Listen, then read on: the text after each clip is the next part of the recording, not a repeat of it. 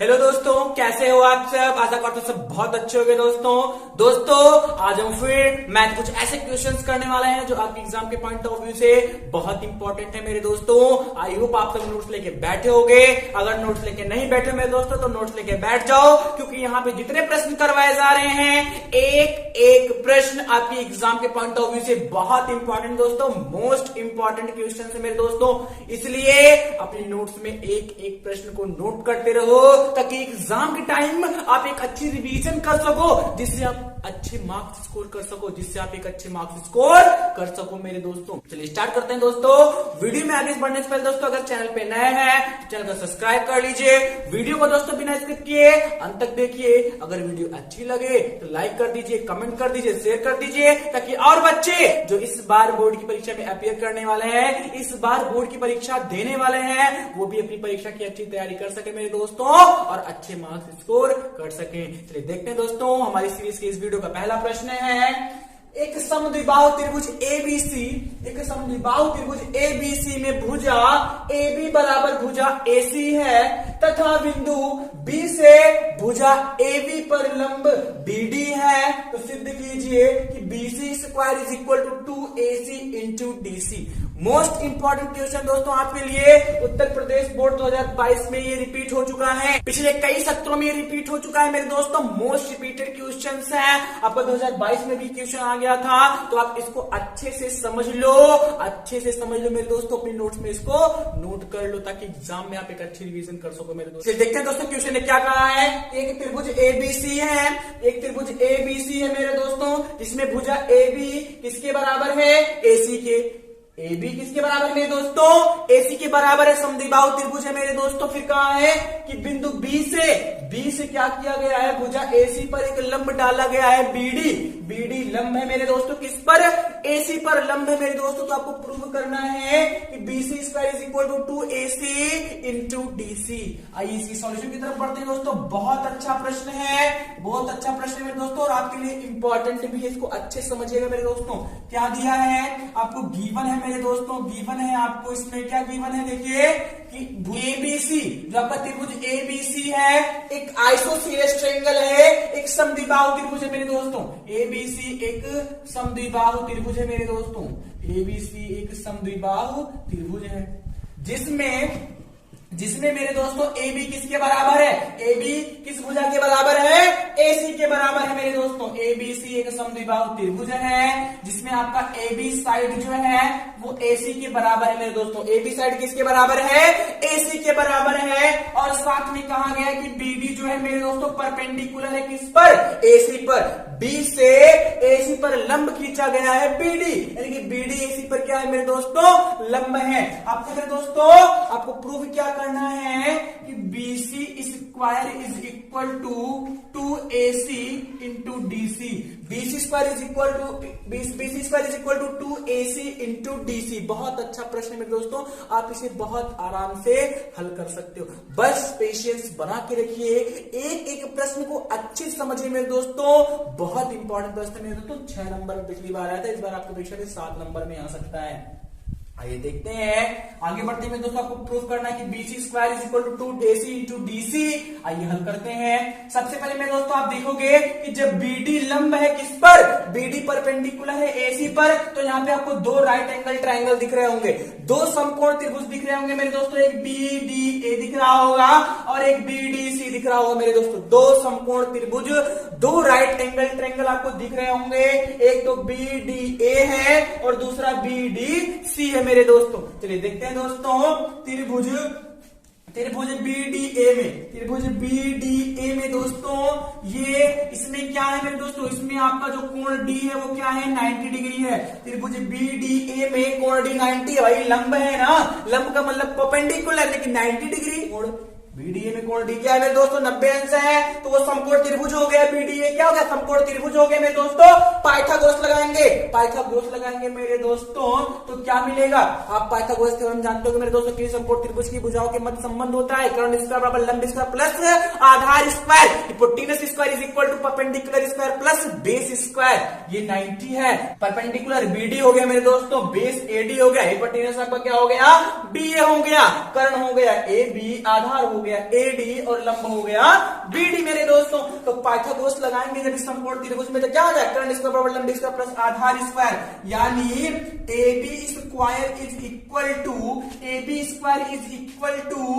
BD square, AB square is equal to BD square plus AD square, कर्ण square बराबर लंब square plus आधार square, कर्ण square is equal to लंब square plus आधार square, AB square is equal to BD square plus AD square. मेरे दोस्तों बहुत अच्छा प्रश्न, आप इसे आराम से हल कर सकते हो। ध्यान दीजिएगा, ये हो गया आपका इक्वेशन 1, ये हो गया मेरे दोस्तों आपका इक्वेशन 1 हो गया। पहले समकोण त्रिभुज से आपका एक इक्वेशन बना, अब दूसरा भी समकोण त्रिभुज है मेरे दोस्तों। इसी प्रकार सिमिलरली आपका जो त्रिभुज आपका BDC है, त्रिभुज BDC मेरे दोस्तों, जो आपका BDC है उसमें भी कोण D आपका क्या है 90, आप देख सकते हो कोण इसमें भी D क्या है 90 है मेरे दोस्तों। तो इसमें भी पाइथागोरस लगाओगे, फ्रॉम पाइथागोरस थ्योरम क्या हो जाएगा मेरे दोस्तों, कर्ण स्क्वायर इक्वल टू लंब स्क्वायर प्लस आधार स्क्वायर। इसमें कर्ण क्या है मेरे दोस्तों BC है, कर्ण क्या है मेरे दोस्तों BC है, तो इसमें तो आपका हो जाएगा BC square is equal to perpendicular BD है मेरे दोस्तों, BD है BD square plus DC square. ध्यान दीजिएगा मेरे दोस्तों, BC क्या है हिपोटेनस है और BD क्या है मेरे दोस्तों परपेंडिकुलर है और DC क्या है मेरे दोस्तों बेस है। तो hypotenuse square is equal to perpendicular square plus base square, कर्ण स्क्वायर बराबर लंब स्क्वायर प्लस आधार स्क्वायर मेरे दोस्तों। तो BC square is equal to BD square plus DC square हो गया मेरे दोस्तों।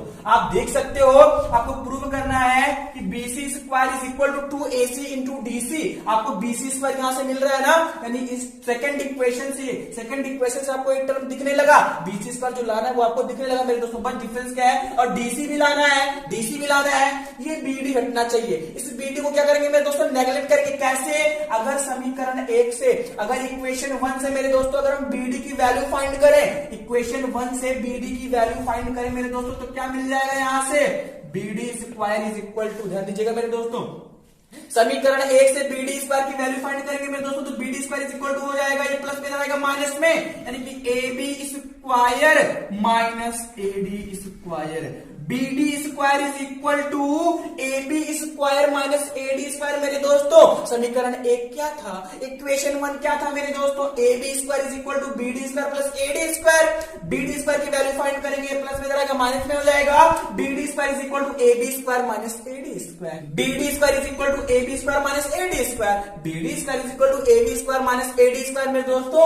इस BD स्क्वायर की वैल्यू क्या करेंगे, इक्वेशन 2 में पुट कर देंगे मेरे दोस्तों, इक्वेशन 2 में क्या कर देंगे, पुट कर देंगे BD स्क्वायर की वैल्यू इक्वेशन 2 में पुट कर देंगे मेरे दोस्तों। तो क्या मिलेगा आपको, आइए देखते हैं, लिखेंगे BD स्क्वायर की वैल्यू, BD स्क्वायर का मान समीकरण 2 में रखने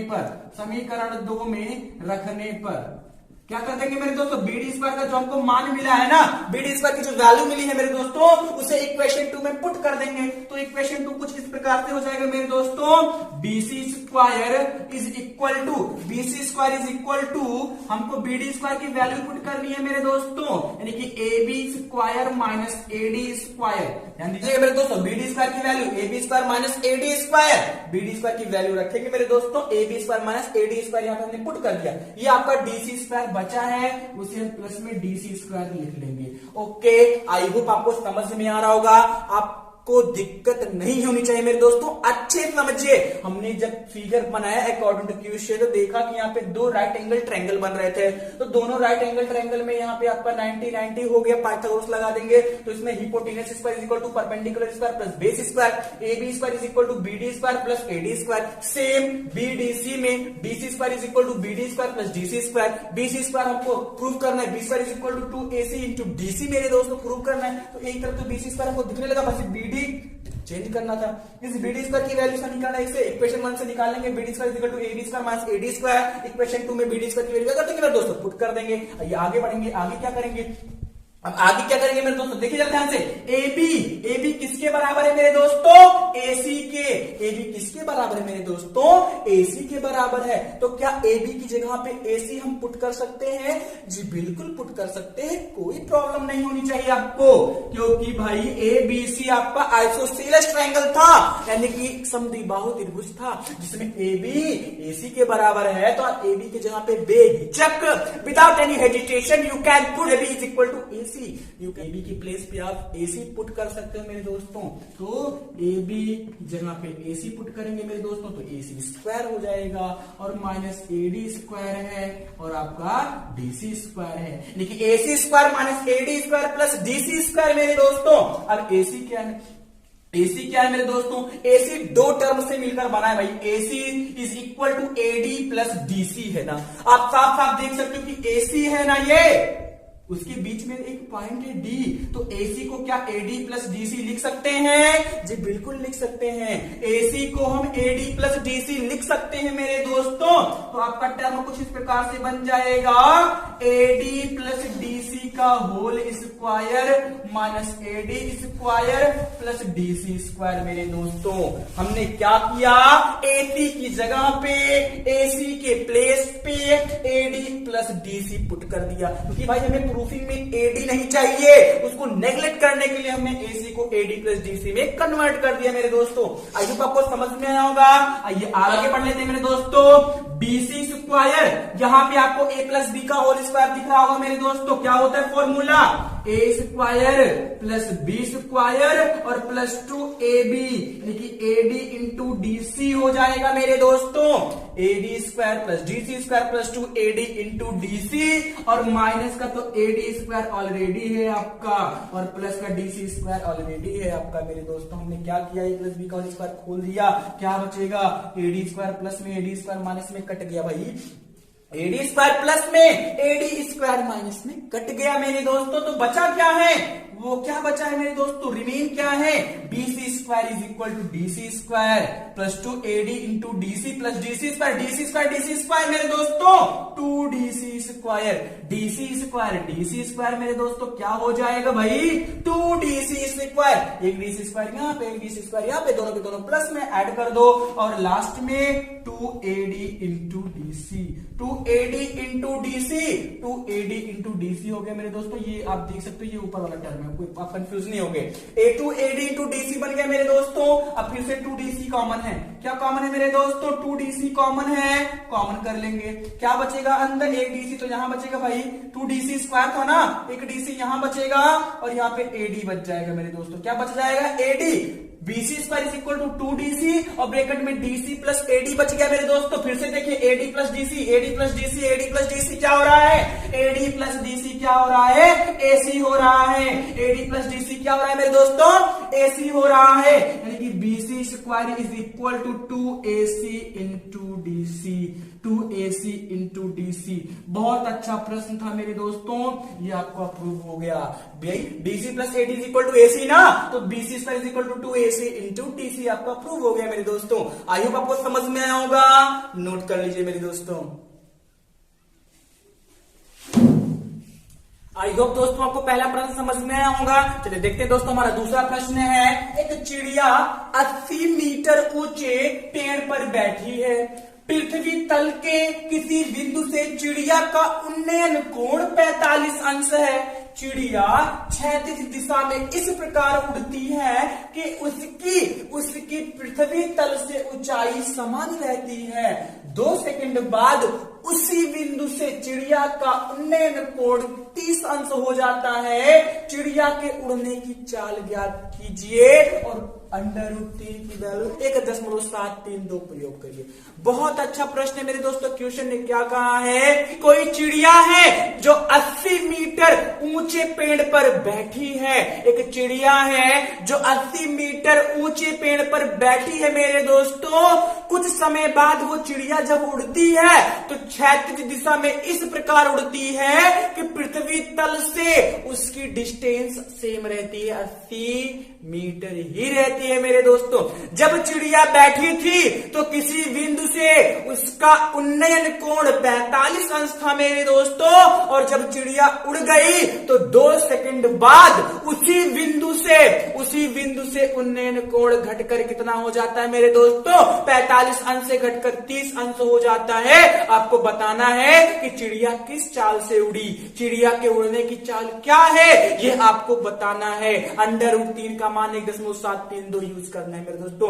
आई होप आपको प्रश्न समझ में आया होगा मेरे दोस्तों। एक बार फिर सुनिएगा ध्यान से। चिड़िया 80 मीटर ऊंचे पेड़ पर बैठी है, तब किसी बिंदु से उसका उन्नयन कोण 45 अंश है। चिड़िया उड़ती है मेरे दोस्तों, और 2 सेकंड बाद उसी बिंदु से जहां से 45 अंश कोण बन रहा था, उसी बिंदु से 45 अंश से घटकर उन्नयन कोण कितना हो जाता है, 30 अंश हो जाता है मेरे दोस्तों। तो आपको बताना है किस चाल से उड़ी, चिड़िया के उड़ने की चाल क्या है मेरे दोस्तों, ये आपको बताना है। बहुत अच्छा प्रश्न है मेरे दोस्तों। जैसा कि फिगर आपके सामने बना है, फिगर बन गया, क्वेश्चन हल हो गया।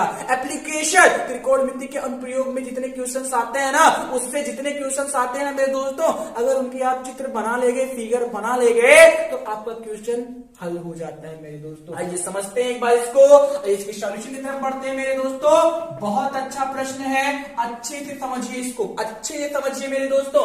कभी कभी इसके फिगर को हम किस प्रकार ट्राई करते हैं बनाने के लिए। मान लिया पेड़ ए बी है, चिड़िया यहाँ बैठी है, ये बिंदु है, उन्नयन कोण कितना है 43 अंश, उन्नयन कोण कितना है तो 45 अंश है। कभी कभी जब सोचते कि चिड़िया मान लीजिए क्षैतिज ये भी तो है, चिड़िया उधर उड़ रही है, अब चिड़िया इधर उड़ रही है भाई, तो इस बिंदु अब कहीं मान लो 2 सेकंड बाद यहां पहुंची है, तो उन्नयन कोण देखोगे तो 45 से घटेगा नहीं, वो बढ़ जाएगा, उन्नयन कोण बढ़ जाएगा मेरे दोस्तों। ने यहां से क्लियर होता है कि चिड़िया इस दिशा में नहीं बल्कि चिड़िया इस दिशा में उड़ रही है। चिड़िया इस दिशा में नहीं मेरे दोस्तों, बल्कि चिड़िया किधर उड़ रही है, उधर उड़ रही है। तब जाके उसी बिंदु से उन्नयन कोण घटकर कितना होता है, 30 अंश होता है। आपके सामने फिगर बनाए मेरे दोस्तों, आप ऐसे ही फिगर बनाओगे। आई होप आपको सारी कंडीशन समझ में आई है कि मेरे दोस्तों। आइए सॉल्यूशन की तरफ बढ़ते हैं। ध्यान दीजिएगा, हमने पेड़ ए बी ले लिया है, चिड़िया पॉइंट बी पर है, 2 सेकंड बाद वो उड़ जाती है। कितना समय लेती है, 2 सेकंड बाद उड़ जाती है मेरे दोस्तों। मान लिया वो कहां पर पहुंच गई, डी पर पहुंच गई। शुरुआत में जब वह बी बिंदु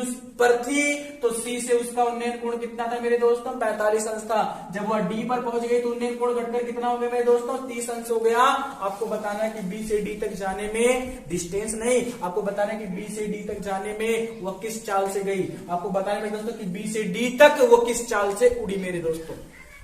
आई होप आपको पूरा प्रश्न समझ में आ गया होगा मेरे दोस्तों। आई होप आपको पूरा प्रश्न समझ में आ गया होगा। आइए आगे बढ़ते हैं, आइए इसकी सॉल्यूशन की तरफ चलते हैं मेरे दोस्तों।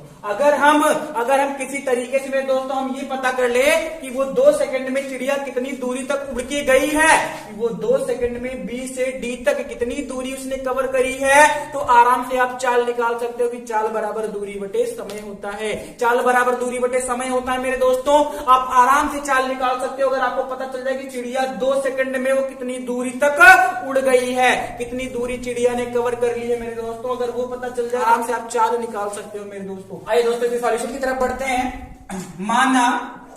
माना पेड़ ए बी है, बहुत अच्छा प्रश्न मेरे दोस्तों, तुम बहुत अच्छे समझेंगे।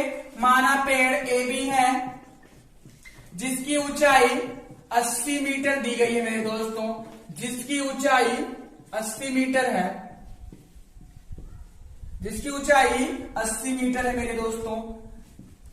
चिड़िया की स्थिति, चिड़िया कहां पर है मेरे दोस्तों, शुरुआत में मान लो बी बिंदु पर है। चिड़िया की स्थिति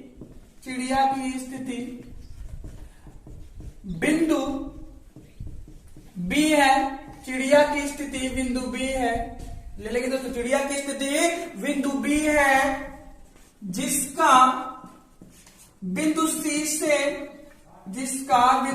से उन्नयन कोण कितना है मेरे दोस्तों, प्रारंभ में उन्नयन कोण कितना है, 45 अंश है मेरे दोस्तों। जिसका बिंदु सी से उन्नयन कोण, एंगल ऑफ एलिवेशन 45 अंश है। कितना है मेरे दोस्तों, 45 अंश है। एक बार क्वेश्चन को अच्छे समझिए मेरे दोस्तों। एक पेड़ है 80 मीटर, चिड़िया बी बिंदु पर है। चिड़िया जब पेड़ पर बैठी थी मेरे दोस्तों, किसी बिंदु से उसका उन्नयन कोण 45 अंश था। 2 सेकंड बाद मेरे दोस्तों उसी बिंदु से चिड़िया का उन्नयन कोण घटकर कितना हो गया, 30 अंश हो गया है। आपको बताना कि चिड़िया किस चाल से उड़ी है मेरे दोस्तों, आपको बताना मेरे दोस्तों चिड़िया की चाल क्या है। हमने क्या कर लिया, हमारा पेड़ ए बी है जिसकी ऊंचाई 80 मीटर है, चिड़िया की स्थिति बिंदु बी है जिसका बिंदु सी से उन्नयन कोण कितना है मेरे दोस्तों, 45 अंश है। 2 सेकंड बाद चिड़िया की स्थिति डी है। हम मान रहे दोस्तों, इसे हम मान रहे हैं, हम ये कमेंट दे रहे हैं कि हमारा पेड़ ए बी है जिसकी ऊंचाई 80 मीटर है, चिड़िया की स्थिति बिंदु बी है जिसका बिंदु सी से उन्नयन कोण 45 अंश है। 2 सेकंड बाद चिड़िया की स्थिति बिंदु डी है, 2 सेकंड बाद चिड़िया की स्थिति बिंदु डी है जिसका उन्नयन कोण उसी बिंदु से मैं तो सेम बिंदु सी से जिसका उसी बिंदु से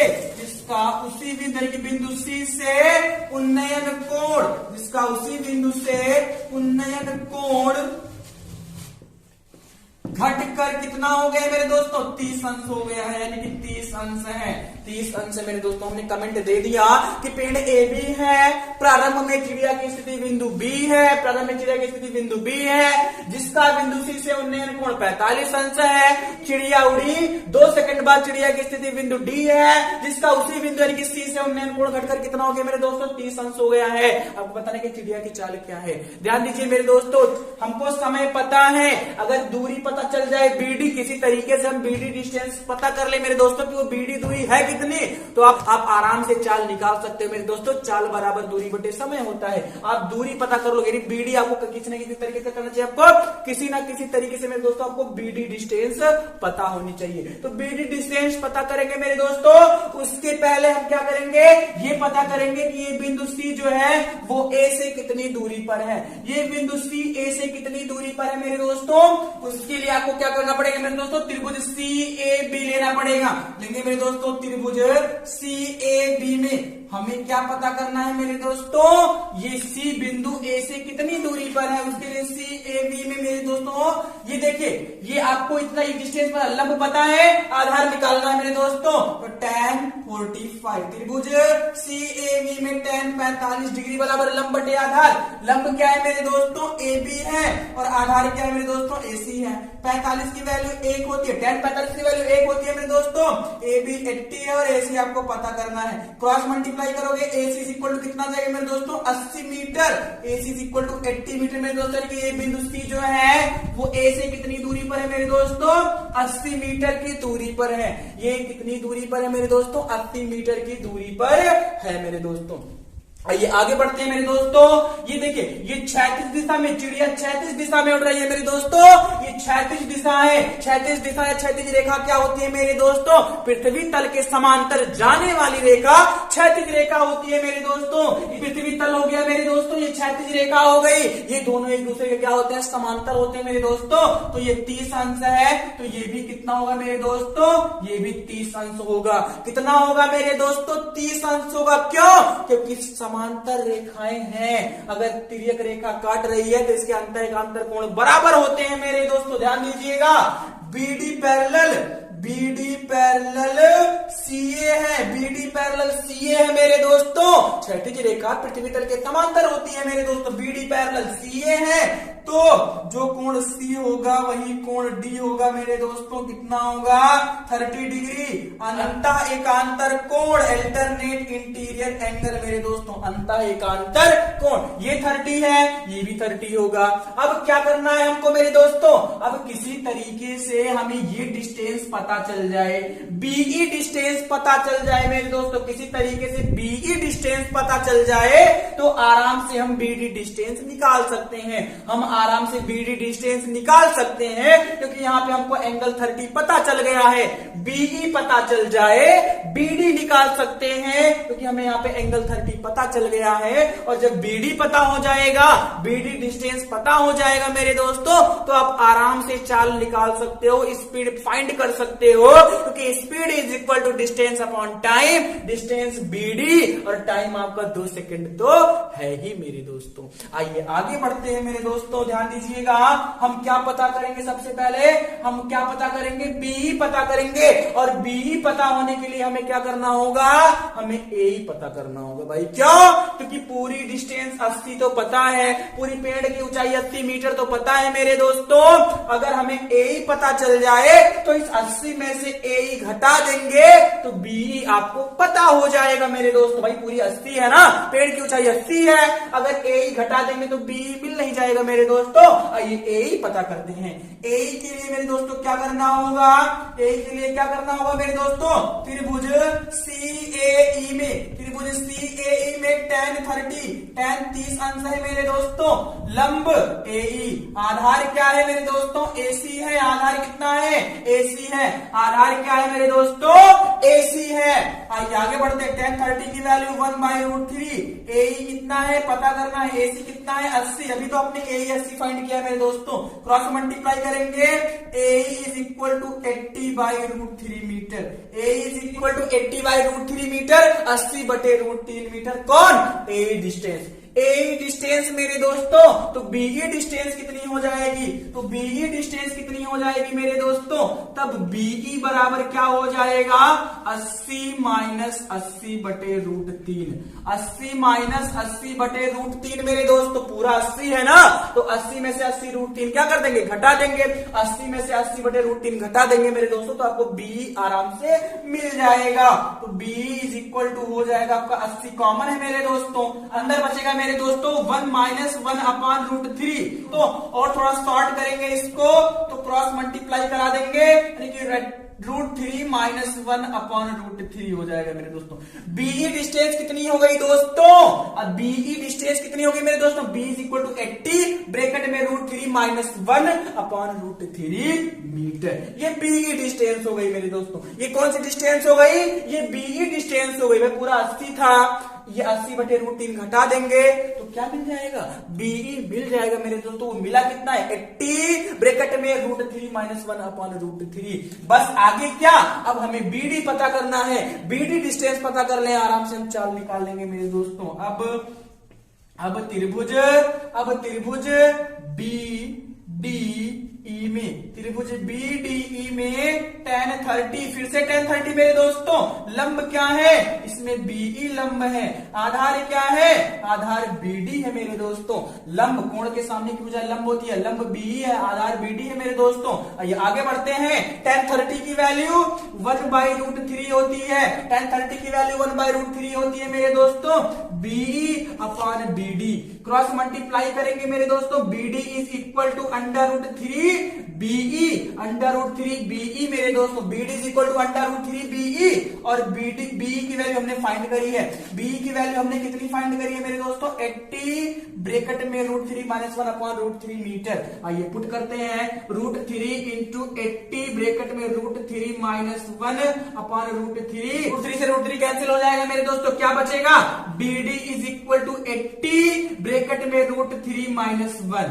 80 ब्रैकेट में √3 माइनस 1 मीटर।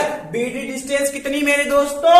80 ब्रैकेट में √3 माइनस 1, यानी हमने एटलीस्ट वो पॉइंट फाइंड कर ली, वो डिस्टेंस फाइंड कर ली जो चिड़िया ने 2 सेकंड में कवर करी थी। यानी कि 2 सेकंड में चिड़िया द्वारा चली गई दूरी कितनी है मेरे दोस्तों? 80 ब्रैकेट में √3 माइनस 1। बस आगे क्या? चिड़िया की चाल। अब चिड़िया की चाल मेरे दोस्तों, चाल बराबर क्या होता है? चाल बराबर क्या होता है मेरे दोस्तों? दूरी बटे समय। दूरी बटे समय, दूरी कितनी है? BD। समय कितना है? 2 सेकंड। 2 सेकंड मेरे दोस्तों, 80 ब्रैकेट में √3 माइनस 1/2 काटेंगे, कितना हो जाएगा मेरे दोस्त? 40, यानी कि 40 √3 माइनस 1। 40 ब्रैकेट में √3 माइनस 1, 2 से डिवाइड करेंगे तो 40 आएगा। 40 ब्रैकेट में √3 माइनस 1। √3 की वैल्यू आपको 1.732 यूज करनी है मेरे दोस्तों। √3 की वैल्यू 1.732 यूज करनी है मेरे दोस्तों। 40 इंटू, देखिए जरा ध्यान से, 1.732 यूज करेंगे मेरे मेरे दोस्तों, तो भाई 1.732 में से बन जाएगा तो 0.732 बचेगा मेरे दोस्तों, 0.732 बचेगा, 0.732 बचेगा और मल्टीप्लाई करेंगे मेरे दोस्तों तो 29.28 मीटर पर सेकंड मेरे दोस्तों। चिड़िया की चाल 29.28 मीटर पर सेकंड मेरे दोस्तों, चिड़िया की चाल 29.28 मीटर पर सेकंड है मेरे दोस्तों। आई होप आपको समझ में आया होगा। सबसे पहले फिगर ड्रॉ कर लेंगे, दोस्तों। हम मान लेंगे कि भाई माना पेड़ ए बी है जिसकी डिस्टेंस 80 मीटर है। प्रारंभ में चिड़िया की स्थिति बी बिंदु पर है जिसका सी बिंदु से उन्नयन कोण कितना था 45 अंश। 2 सेकंड बाद चिड़िया की स्थिति डी, अभी चिड़िया ने कितनी डिस्टेंस कवर कर ली वीडी, अब कहां पर है वो डी पर है। अब उन्नयन कोण घटकर कितना हो गया 30 अंश हो गया मेरे दोस्तों। हमें क्या पता करना है कि चिड़िया की चाल कितनी है। सबसे पहले अगर हम बीडी डिस्टेंस फाइंड कर ले मेरे दोस्तों तो चाल बराबर दूरी बटे समय। समय तो पता है 2 सेकंड, बस दूरी पता चल जाए आराम से निकाल सकते हो। तो वो बीडी डिस्टेंस पता करने के लिए सारा काम आपने किया है। सबसे पहले आपने क्या किया है, एसी डिस्टेंस पता करिए मेरे दोस्तों कि एसी कितनी है। त्रिभुज सी ए बी में tan 45 अंश, ये पूरा 80 है, लंब 80 है, 45 की वैल्यू 1 होती है तो एसी भी कितना आ जाएगा मेरे दोस्तों 80 आ जाएगा। ये हमने किया है। एसी भी कितनी है मेरे दोस्तों 80 मीटर है।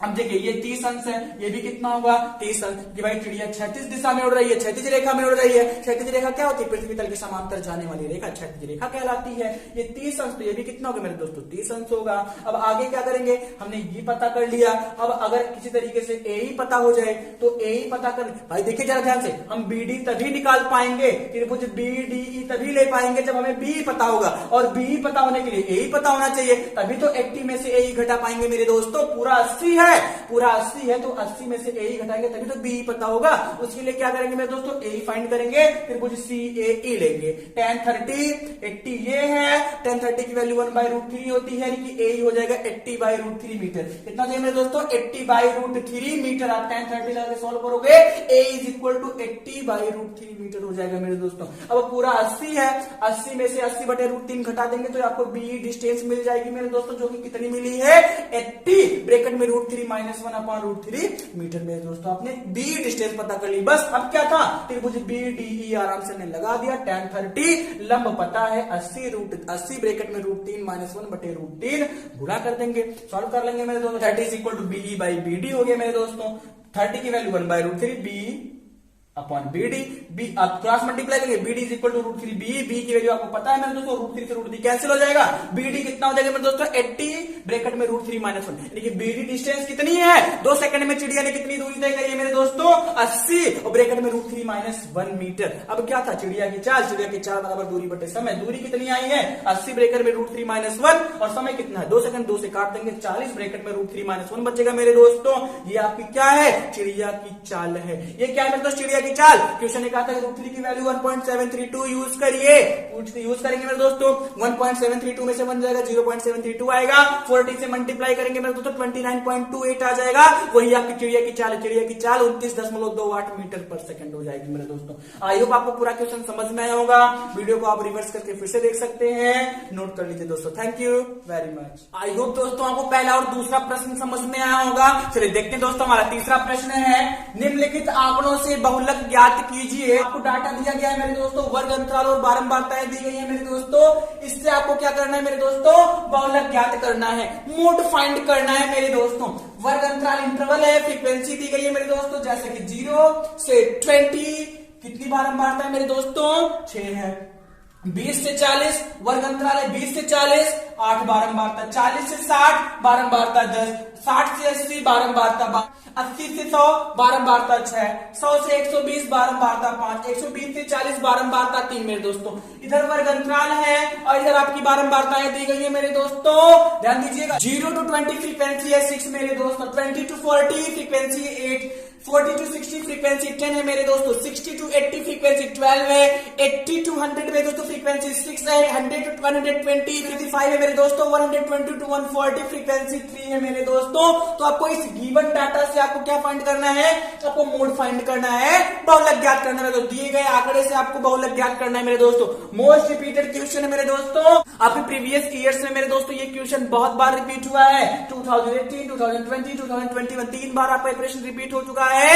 आप अच्छे से इसको समझिए, आपके एग्जाम में भी ये रिपीट हो सकता है मेरे दोस्तों। इस क्वेश्चन को अच्छे समझिए मेरे दोस्तों, अपनी नोट्स में नोट कर लीजिए और रिवाइज करते रहिए। आइए देखते हैं मेरे दोस्तों कैसे होगा ये। सबसे पहले आपको एक चीज ध्यान में होनी चाहिए मेरे दोस्तों, वो चीज क्या है कि किसी भी वर्गीकृत आंकड़ों से उसके मोड, उसके बहुलक निकालने का सूत्र क्या होता है मेरे दोस्तों। किसी भी वर्गीकृत आंकड़े से बहुलक निकालने का सूत्र क्या होता है मेरे दोस्तों, L plus F1 minus F4 upon 2F1 minus F4 minus F2 into H। ध्यान दीजिए मेरे दोस्तों, किसी भी वर्गीकृत आंकड़ों से बहुलक निकालने का क्या फॉर्मूला होता है, बहुलक यानी कि mode is equal to L plus bracket में F1 minus F4 upon 2F1 minus F4 minus F2 into H। कहीं कहीं F4 को F0 भी बोलते हैं मेरे दोस्तों, तो L plus F1 minus F0 upon 2F1 minus F0 minus F2 into H आपका हो जाएगा। आप ऐसे भी बोल सकते हो। ध्यान दीजिएगा, इसमें कई सारे टर्म यूज हुए हैं जैसे L, F1, F0, F2 और ये सब क्या क्या है मेरे दोस्तों, मैं ये आपको बता देता हूं। यल क्या है मेरे दोस्तों, ध्यान दीजिएगा, यल क्या है, बहुलक वर्ग की न्यूनतम सीमा, बहुलक वर्ग की निम्नतम सीमा। ध्यान दीजिए मेरे दोस्तों, बहुलक वर्ग की निम्नतम सीमा, बहुत अच्छा प्रश्न मेरे दोस्तों, आप इसे आराम से लगा सकते हो। यल क्या है मेरे दोस्तों, बहुलक वर्ग की निम्नतम सीमा है। F1 क्या है मेरे दोस्तों, बहुलक वर्ग की बारंबारता। कौन सी बारंबारता, बहुलक वर्ग की बारंबारता। F1 क्या है मेरे दोस्तों, बहुलक वर्ग की बारंबारता है, बहुलक वर्ग की बारंबारता मेरे दोस्तों। F1 बहुलक वर्ग की बारंबारता। F0 क्या है मेरे दोस्तों, बहुलक वर्ग से ठीक ऊपर, बहुलक वर्ग से ठीक ऊपर वाले वर्ग की बारंबारता, ऊपर वाले वर्ग की बारंबारता। F2 कौन सा रखना है मेरे दोस्तों, बहुलक वर्ग से ठीक ऊपर वाले वर्ग की बारंबारता। F2 क्या है मेरे दोस्तों, F0 क्या है मेरे दोस्तों, बहुलक वर्ग से ठीक ऊपर वाले वर्ग की बारंबारता। F2 क्या है मेरे दोस्तों, बहुलक वर्ग से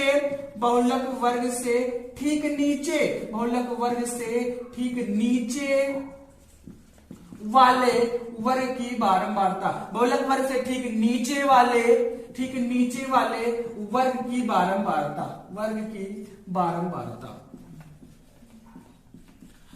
यच क्या है मेरे दोस्तों, यच क्या है, वर्ग चौड़ाई है। यच क्या है मेरे दोस्तों, वर्ग चौड़ाई है। यच क्या है मेरे दोस्तों, वर्ग चौड़ाई। आप कंफ्यूज मत होइए, मैं आपको सारी चीजें अच्छे से समझाऊंगा। ध्यान दीजिए मेरे दोस्तों, बहुलक क्या होता है, बहुलक क्या होता है, जैसे आपको कोई डाटा दिया है मेरे दोस्तों, उसमें कौन सा टर्म सबसे ज्यादा बार रिपीट होता है, उसी को उस गिवन डाटा का क्या बोलते हैं, बहुलक बोलते हैं। जैसे यहां देखिए इंटरवल है मेरे दोस्तों, 0 to 20 6 बार रिपीट हुआ है, 20 to 40 8 बार रिपीट हुआ है, 40 to 60 10 बार रिपीट हुआ है, 60 to 80 12 बार रिपीट हुआ है, 80 to 100 मेरे दोस्तों 6 बार रिपीट हुआ है, 100 to 125 बार रिपीट हुआ है, 120 to 143 बार रिपीट हुआ है। आप साफ साफ देख सकते हैं सबसे ज्यादा बार रिपीट कौन हुआ है मेरे दोस्तों, 60 to 80 इंटरवल। कौन सा इंटरवल सबसे ज्यादा बार रिपीट हुआ है मेरे दोस्तों, 60 to 80, क्योंकि इसकी फ्रीक्वेंसी सबसे ज्यादा है 12 है, इसकी फ्रीक्वेंसी सबसे ज्यादा है मेरे दोस्तों 12 है, इसलिए यही क्या है, आपका बहुलक वर्ग है। यही क्या है मेरे दोस्तों, बहुलक वर्ग। ध्यान दीजिएगा दोस्तों, किसी भी गिवन डाटा में मेरे दोस्तों जो टर्म सबसे ज्यादा बार रिपीट होता है, उस डाटा का वही आपका मोड होता है, उस डाटा का वही मोड होता है मेरे दोस्तों, वही बहुलक होता है। तो इस सामने ये कोई वर्गीकृत आंकड़ा है मेरे दोस्तों, वर्गीकृत आंकड़ा है, इसमें 60 to 80 जो है ये वर्ग अंतराल सबसे ज्यादा बार रिपीट हुआ है 12 बार। इसकी फ्रीक्वेंसी कितनी है, तो 12 है ना, सबसे ज्यादा बार कौन रिपीट हुआ है इस डाटा में, पूरा 60 to 80 सबसे ज्यादा बार रिपीट हुआ है, इसलिए बहुलक वर्ग क्या हो जाएगा मेरे दोस्तों, आपका यही हो जाएगा। आई होप आपको समझ में आया होगा मेरे दोस्तों, बहुलक वर्ग क्या हो जाएगा मेरे दोस्तों, 60 to 80, यहाँ पर क्या हो जाएगा, बहुलक वर्ग हो जाएगा। ध्यान दीजिए, यल क्या हो गया मेरे दोस्तों, बहुलक वर्ग की निम्नतम सीमा, तो यल कितना हो जाएगा मेरे दोस्तों, 60 हो जाएगा। किसी भी वर्ग में दो सीमाएं होती हैं, upper limit and lower limit, उच्चतम सीमा और निम्नतम सीमा। आपको निम्नतम सीमा रखनी है मेरे दोस्तों, निम्नतम सीमा 60 है, उच्चतम 80 है, तो निम्नतम 60 तो होगी मेरे दोस्तों। F1 क्या है, बहुलक वर्ग की बारंबारता मेरे मेरे दोस्तों कितनी है 12 है। F0 क्या है मेरे दोस्तों, F0 क्या है, बहुलक वर्ग से ठीक ऊपर वाले वर्ग की बारंबारता, बहुलक वर्ग 60 से 80, इसके ऊपर वाला वर्ग 40 से 60, बारंबारताएं कितनी है 10 है मेरे दोस्तों। ये आपका F0 हो जाएगा, ये आपका F1 ऑलरेडी हो चुका है मेरे दोस्तों। F0 कितना हो गया 10 हो गया मेरे दोस्तों। और F2 बहुलक वर्ग से ठीक नीचे वाले वर्ग की बारंबारता, बहुलक वर्ग 60 से 80, नीचे वाला वर्ग 80 से 100, बारंबारता 6 है मेरे दोस्तों। ये क्या हो जाएगी आपके F2 हो जाएगी, F2 इज इक्वल टू 6। और H क्या है मेरे दोस्तों, वर्ग चौड़ाई, H क्या है वर्ग चौड़ाई है मेरे दोस्तों। देखिए 0 से 20, 20 से 40, 40 से 60, 60 से 80, 80 से 100, 100 से 120, 120 से 140, कितने कितने की गैपिंग है मेरे दोस्तों 20 की गैपिंग है, वही आपकी क्या है वर्ग चौड़ाई है। H इज इक्वल टू कितना हो जाएगा दोस्तों 20 हो जाएगा। अब आराम से आप मोड फाइंड कर सकते हो किसी भी वर्गीकृत आंकड़े के लिए। बहुलक का सूत्र क्या होता है मेरे दोस्तों, L plus F1 minus F0 upon 2 F1 minus F0 minus F2 into H होता है मेरे दोस्तों। हमेशा अपने दिमाग में इसको बिठा के रखिएगा। अब आराम से आप मोड फाइंड कर सकते हो, आपको सारी चीजें पता है। आइए देखते हैं L सबसे आसान मोडिंग है मेरे दोस्तों। L कितना है 60 है, प्लस F1 मेरे दोस्तों कितना है 12, F1 है ना 12 है। F0 कितना है मेरे दोस्तों 10 है, अपॉन 2F1 2 गुणे 12 माइनस F0 10, F2 कितना है मेरे दोस्तों 6 है, देखिए 6 है ना, और इंटू में क्या रख देंगे ये यानी कि 20 रख देंगे। आइए आपको समझ में आएगा मेरे दोस्तों। ये आगे बढ़ते हैं 60 प्लस 12 में से 10 जाएगा 2 बचेगा, 12 में से 10 जाएगा 2 बचेगा मेरे दोस्तों। ये इंटू में है 20 इंटू 2 कितना हो गया 40 हो गया, कितना हो गया 40। आगे नीचे बढ़ते हैं, अपॉन में 12 इंटू 2 24 हो गया, 10 और 6 16 हो जाएगा भाई माइनस माइनस प्लस होता है, 10 और 6 16 हो जाएगा मेरे दोस्तों। आइए आगे बढ़ लेते हैं, मोड इज इक्वल टू क्या हो जाएगा आपका 60 प्लस 40 अपॉन 24 में से 16 जाएगा मेरे दोस्तों 8 बचेगा, 8 5 जब 40, 60 और 5 कितना हो जाएगा मेरे दोस्तों 65, यानी कि इस गिवन डाटा का मोड यानी कि बहुलक कितना हो जाएगा मेरे दोस्तों 65 हो जाएगा। कितना हो जाएगा मेरे दोस्तों 65 हो जाएगा। हमेशा याद रखिएगा किसी वर्गीकृत आंकड़े से बहुलक निकालने का सूत्र क्या होता है मेरे दोस्तों, याद रख लीजिएगा हमेशा किसी भी वर्गीकृत आंकड़े से बहुलक निकालने का सूत्र फॉर्मूला क्या होता है मेरे दोस्तों, बहुलक is equal to L plus F1 minus F0 upon 2 F1 minus F0 minus F2 into H होता है मेरे दोस्तों। हमेशा याद रखिएगा L क्या है बहुलक वर्ग की न्यूनतम सीमा, F1 क्या है मेरे दोस्तों बहुलक वर्ग की बारंबारता, F0 क्या है मेरे दोस्तों बहुलक वर्ग से ठीक ऊपर वाले वर्ग की बारंबारता, F2 क्या है मेरे दोस्तों बहुलक वर्ग से ठीक नीचे वाले वर्ग की बारंबारता, H क्या है वर्ग चौड़ाई है मेरे दोस्तों। बहुलक वर्ग कैसे पता करेंगे, किसी भी गिवन डाटा में जो टर्म सबसे ज्यादा बार रिपीट होता है मेरे दोस्तों वही बहुलक होता है। तो इस गिवन डाटा में सबसे ज्यादा बार कौन सा टर्म रिपीट हो रहा है 60 से 80, 12 फ्रीक्वेंसी है 60 से 80, यही आपका बहुलक वर्ग हो जाएगा, यही आपका बहुलक वर्ग हो जाएगा मेरे दोस्तों। ये आराम से न्यूनतम सीमा पता कर सकते हो, दो सीमाएं हैं उच्चतम सीमा न्यूनतम सीमा, न्यूनतम सीमा 60 उच्चतम सीमा 80 है मेरे दोस्तों, न्यूनतम सीमा 60 उच्चतम सीमा 80 है, तो ये न्यूनतम सीमा 60 हो जाएगी। F1 बहुलक वर्ग की बारंबारता 12, F0 बहुलक वर्ग से ठीक ऊपर F0 10 हो गया, बहुलक वर्ग से ठीक नीचे नीचे वाले वर्ग की बारंबारता 6 हो गया मेरे दोस्तों। H वर्ग चौड़ाई 20 20 की गैपिंग है ना, तो वही आपकी वर्ग चौड़ाई आप रख के आराम से सॉल्व कर सकते हो। आप इस वर्ग की आंकड़े का बहुलक निकाल सकते हो, कितना आएगा मेरे दोस्तों 65 आएगा। आई होप आपको समझ में आया होगा, नोट कर लिए मेरे दोस्तों। अगर वीडियो अच्छी लगी हो तो लाइक करिए, कमेंट करिए और शेयर कर दीजिए ताकि वे बच्चे जो इस बार बोर्ड की परीक्षा में अपियर करने वाले हैं वो भी परीक्षा की अच्छी तैयारी कर सके और अच्छे मार्क्स स्कोर कर सके मेरे दोस्तों, और अपना प्यारा सपोर्ट बरसाते रहिए। Thank you very much.